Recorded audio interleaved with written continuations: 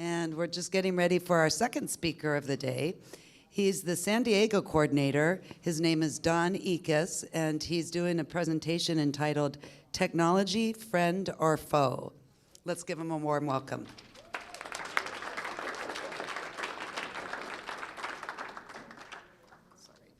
Hello, everybody. Happy Z-Day. Okay, before I get started, I'd like to get a showing of hands here. Who here knows somebody or has themselves ever become unemployed or lost a job due to automation? Okay, so there's a few folks out there. Not an overwhelming show of hands, but that really doesn't surprise me. Losing your job to automation, it's kind of a hidden phenomenon within our society. You can ask 100 people out there what causes unemployment and probably get close to 100 different responses, economists included. But what I'm here to specifically speak to is a phenomenon known as technological unemployment. Now, I know my article seems a little bit extreme. I don't expect seeing, my little fake news article here. I don't foresee this happening in the future or seeing this in the future. I'd be very shocked if I did. But it just helps kind of hammer home my point on what we could possibly be facing in the near future. So like I said, I'm here to speak to you about technological unemployment. What is technological unemployment? Well, it's simple definition, it's unemployment caused primarily by technological change. It was a phrase that was originally coined in 1930 by John Maynard Keynes, where he was quoted saying that we are being afflicted with a new disease which some readers may not yet have heard the name, but which we may hear a great deal in years to come, namely technological unemployment. This means unemployment due to our discovery of means of economizing the use of labor, outrunning at the pace at which we can find new uses for labor. Of course, he then goes on to say, but this is only a temporary phase of maladjustment. Now, Keynes back in the day believed that the 40-hour work week would slowly be reduced due to our ability or our capability to output more using our means of production, and thus freeing us up to do other things in our lives. He was partially right, at least up until now. Our means of production have increased our capability to produce more, but those of us who are still working are working even harder, while others are working less and less, and not, there's becoming a great inequality in who's getting paid what, of course. Not even distribution that Keynes really was predicting back in 1930. So the notion of technological unemployment, though, goes back a lot further than 1930, of course. The first recorded incident in history was around the Industrial Revolution. It was a group of folks called the Luddites back in 1811. Now, who were the Luddites? They were a group of textile workers working in Nottingham, England.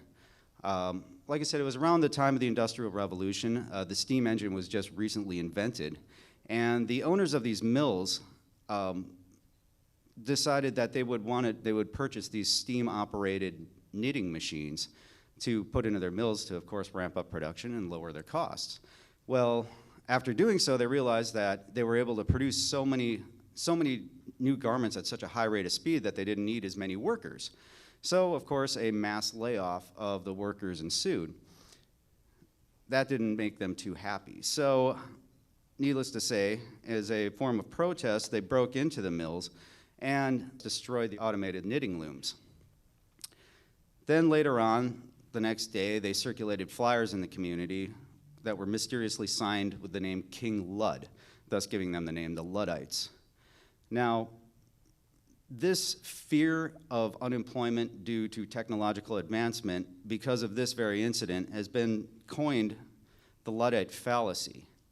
Now, economists to this day will still speak towards the Luddite fallacy and try to placate the public saying, no, this isn't happening. We're going to always find new jobs for people as they get automated out of the old jobs. If you want to, when I just got here, I saw a great display regarding technological unemployment and see how many jobs that actually were eliminated in the past I would highly recommend you go and check that out. I didn't put that together, but great job to whoever did. But anyway, so even economists today, namely the economist Alex Tabarrok, has been recently quoted saying that if the Luddite fallacy were true, we would all be out of work because productivity has been increasing for the last 2 centuries. Now, is he right? Sort of. Let's take a look. So this is a Fred chart that I pulled off of Wikipedia. This is just showing rate of production versus number of employees in the marketplace, starting from post-World War II economy. The blue line represents production. I don't know if you can see it well, yeah. Blue line representing total production in the economy, and the red line representing unemployment. Now from about 1947 up to about the turn of the century in 2000, we see things chugging along just fine. You have you have production slightly leading unemployment or employment up until, like I said, around the year 2000. Then a peculiar anomaly occurs right around that first recession. We see a definite separation. Production keeps going on up, and it's at its regular rate, where employment seems to kind of just flatten out, and you kind of get that little sawtooth pattern that you see there, that reflecting the 2 recessions that we've gone through since the year 2000. But employment doesn't seem to be recovering back up to the rate of production as you see in some of the previous recessions. Now, is this really an anomaly, or is this something that we should really be paying more attention to? Humans have a really difficult time thinking in exponential terms. We live our lives linearly. We go through time. We live our days on a linear basis. We drive down the road at a linear rate of speed, and we don't really give exponential growth of very much consideration, or we have a hard time wrapping our brains around it. Here's a little thought experiment that I just heard of a little while ago. Say I gave you 2 choices. I give you $1 million now, or I give you $1 million, or I give you $1 starting on the first day of the month, and then every subsequent day I give you double the amount of the previous day. What do you think would be the better deal? Okay. Some of you got, some of you understand that, some of you got that right. But I would recommend that you go and do the math. I'm not going to give you the exact answer how much money you would have at the end of the month, but yes, the second one is definitely by several orders of magnitude a better deal. This is a really good, to me, it kind of hammers home, what exponential growth actually looks like. And you would ask, like the average ordinary Joe, you see the little stick figure going along the green line up there. What he thinks that human progress is going to look like in the near future. This is representative of the recent past, of course. There's no starting date on here. I didn't make this graph, but normally you would see that the average person would consider human growth or human progress to be, a slightly upward slope like we've seen in the past, possibly maybe at a little bit steeper rate. But after doing a little bit of research, I have the tendency to agree with the folks that think that our near future is about to look like this. We're entering a new age with nanotechnology, with the advent of AI, with MEMS, micro electromechanical circuitry, that will enable us to produce at such a high rate of speed that our rate of progress is just going to be mind-blowing within the next decade or 2. But there are others out there that I've read up on and who have a lot more qualifications than I do to speak towards this rate of human advancement. One person that, in case, is Ray Kurzweil. Some of you may have heard of him, especially if you come to these events. He currently is the president of technology at Google. If you don't know who Ray Kurzweil is, I highly suggest you Google his name. Better yet, open up your phone if you have an Android, and speak the words, "Okay, Google." Or if you have an iPhone, talk to Siri about them. Because Ray Kurzweil is one of the individuals who was very responsible, but had a lot of stake in the game in actually bringing that technology about. Just to give you an idea of who he was. But anyway, Mr. Kurzweil actually calls this phenomena the law of accelerating returns. He goes on to give an explanation that the progress of the entire 20th century would have been achieved in only 20 years at the rate of advancement in the year 2000. That being, if we go back to 1900, with the same knowledge in our brains that we have in the year 2000, by 1920 we would have achieved the same rate of technological advancement as we would have seen in the year 2000. Now this rate of change is actually accelerating. Here's just a little example. From the year 2000 to the year 2014, we have experienced 1/20th century's worth of advancement. Just to give a little visual example, about halfway through this era, I bought one of these. This is a, standard flip phone, cell phone. About circa 2006 is when I purchased it. It's a great little phone. It's got an MP3 player on it. It's you can play Pac-Man and Tetris if you want to. Color screen. The biggest gee-whiz feature on it back then was it had a video capability. Fast forward to 2014, and this is what our phones look like. Now, I'm not going to go into all the features here of what a smartphone can do, but I don't even like to call it a phone anymore. I call this my miniaturized pocket computer that happens to make phone calls. So, needless to say, orders of magnitude and change in a relatively short period of time, and this is accelerating and will accelerate in the near future. So, of course, this is causing a lot of fear and trepidation within society. It manifests in really strange ways. Most recently, I'm sure you all remember the great argument about, raising the minimum wage, actually giving people a living wage so they can eat.